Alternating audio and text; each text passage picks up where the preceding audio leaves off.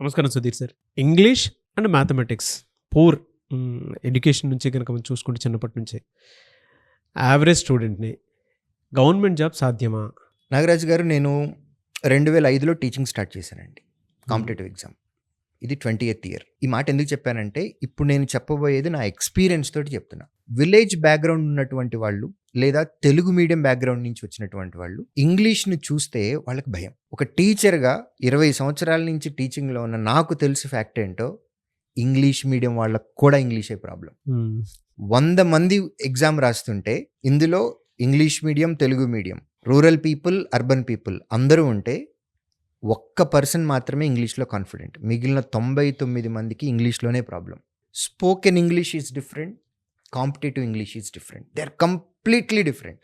చాలా చాలా వేరియేషన్ ఉంటుంది. 10th ఇంగ్లీష్కి 10 out of 10, ఇట్లా ఇంగ్లీష్లో మనకి 99 out of 100 ఇట్లా వచ్చిన వాళ్ళకు కూడా కాంపిటేటివ్ ఇంగ్లీష్లో మార్కులు వస్తాయి అనంటే question mark.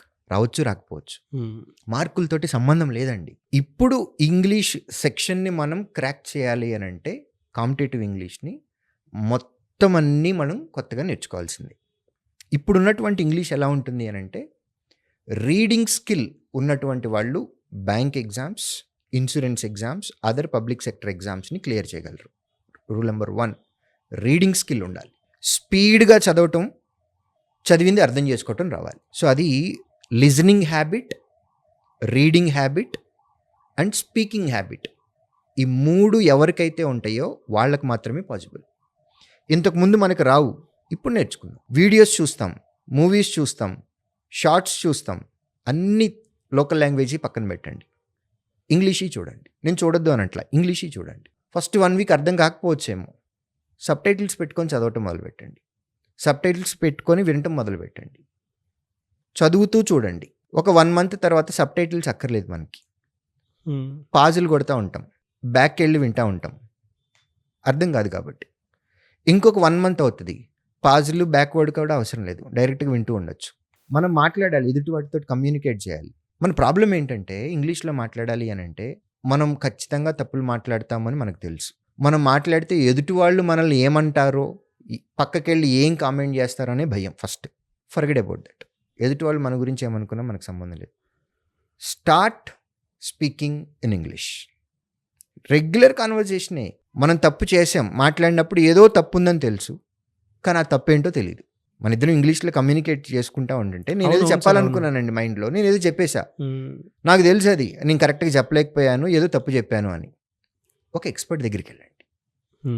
Those who are good at English, వాళ్ళకి తెలుగులో చెప్పండి, నేను ఇదిగో ఇది చెప్పాలనుకున్నాను, ఇలా చెప్పాను, ఇందులో తప్పేంటి, దాని కరెక్షన్ ఏంటి అడగండి, చెప్పేస్తారు. ఇది అలవాటు చేసుకుంటే కాంపిటేటివ్ ఎగ్జామ్స్కో ఈజీ అవుతుంది. స్టాఫ్ సెలక్షన్ కమిషన్ కండక్ట్ చేసే ఎగ్జామ్స్లో more of grammar and vocab base. Grammar rules అంటే ఒక్కొక్క ఎగ్జామ్లో ఒక్కొక్క స్టైల్ ఉందండి. అవునవును సార్, అవును. ఆ స్టైల్ మనం ఫస్ట్ తెలుసుకోవాలి, దాన్ని ఇంప్రూవ్ చేసుకోవాలి. వొకాబ్ అండ్ గ్రామర్ ఇక్కడ స్ట్రాంగ్ ఉండాలి. రైల్వే ఎగ్జామ్స్లో గొడవే లేదు, అసలు ఇంగ్లీష్ లేదు అందులో మనకి. Next mathematics. అగైన్ నా ఎక్స్పీరియన్స్ తోటే చెప్తున్నాను. మ్యాథ్స్ స్టూడెంట్స్ అందరూ మాకు ఎగ్జామ్లో మ్యాథ్స్ ఉండటం అనేది అడ్వాంటేజ్ అని అనుకుంటారు. Actually that is disadvantage for maths students. మీకు రీజన్ ఏంటి అని అంటే, beauty of mathematics and arithmetic. ఒక క్వశ్చన్ని 2 to 3 టైమ్స్లో చేయొచ్చు. అర్థమెటిక్ అయితే 4-5 రకాలుగా చేయొచ్చు. ఒకే క్వశ్చన్ ఉంటుంది, దాని ఆన్సర్ 4-5 రకాలుగా చేయొచ్చు. ఒకటి లెందీ మెథడ్, ట్రెడిషనల్లో వేస్తాం, 10 స్టెప్పులు పట్టుద్ది.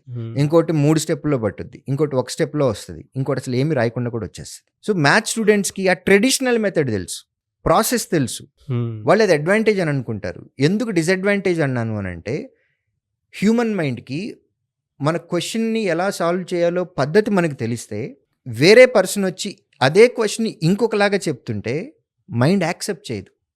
నా మైండ్ కూడా యాక్సెప్ట్ చేయదు, మీ మైండ్ కూడా యాక్సెప్ట్ చేయదు. When you know the solution, your mind will not accept the other solution.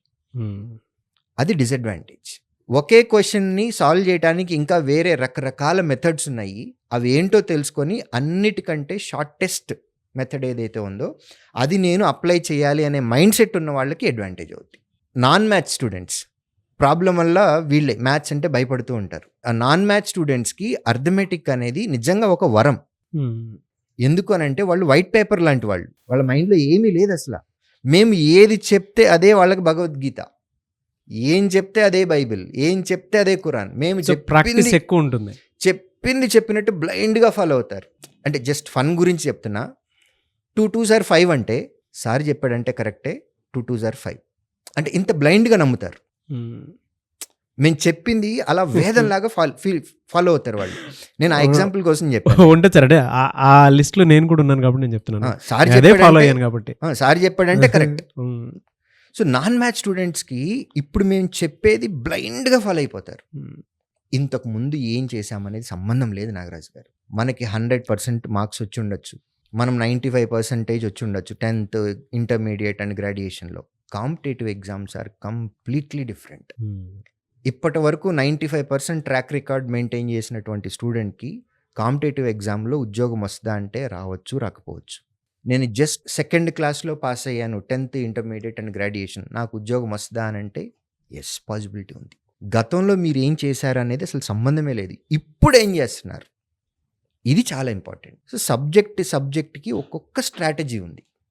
ఆ స్ట్రాటజీని పట్టుకొని మనం గనక ప్రాక్టీస్ తోటి ఎగ్జామ్కి బయలుదేరితే డెఫినెట్గా మనకు ఉద్యోగం వస్తుంది.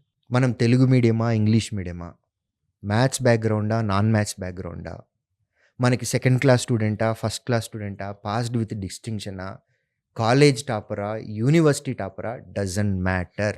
కాంపిటేటివ్ ఎగ్జామ్లో అందరూ ఒకటే. ప్రిపరేషన్ మొదలుపెట్టిన తర్వాత మీరు ఎంత కంటెంట్ నేర్చుకున్నారు, దాన్ని ఎంత బాగా ప్రాక్టీస్ చేశారు, ఎగ్జామ్ని క్రాక్ చేయడానికి మీ దగ్గర ఉన్నటువంటి స్ట్రాటజీ, ఇదే matter. Thank you so much Sudheer garu. Thank you. చూసారు కదా ఈ వీడియోపై మీ అభిప్రాయం కామెంట్ బాక్స్లో పోస్ట్ చేయండి. ముఖ్యంగా మీరు కనుక ఏదైనా గవర్నమెంట్ జాబ్కి కనుక మీరు ప్రిపేర్ అవ్వాలి అనుకునేటువంటి వాళ్ళు స్క్రీన్ మీద శ్రీధర్ సిసి కాంటాక్ట్ నెంబర్ కనిపిస్తుంది, దానికి మీరు కాలర్ మెసేజ్ వాట్సాప్ చేసి మీ పేరెంట్స్ తోటి ఒకసారి విజిట్ చేయండి.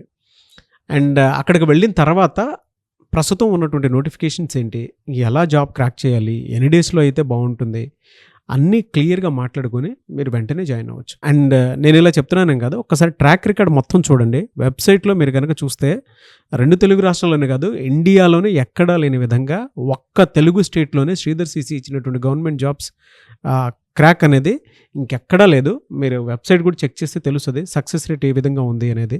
ఇండియాలో కూడా మీకు ఎక్కడా కనిపించదు. సో ఎవరైనా సరే మీ పిల్లల్ని జాయిన్ చేయించాలి అనుకుంటే మాత్రం స్క్రీన్ మీద కనిపిస్తున్న నెంబర్ సంప్రదించండి. ఈ వీడియో లైక్ చేయండి, షేర్ మాత్రం తప్పకుండా చేయండి. ఇలాంటి మరిన్ని వీడియోస్ కోసం మా ఛానల్ ఫాలో అవ్వండి. Thank you.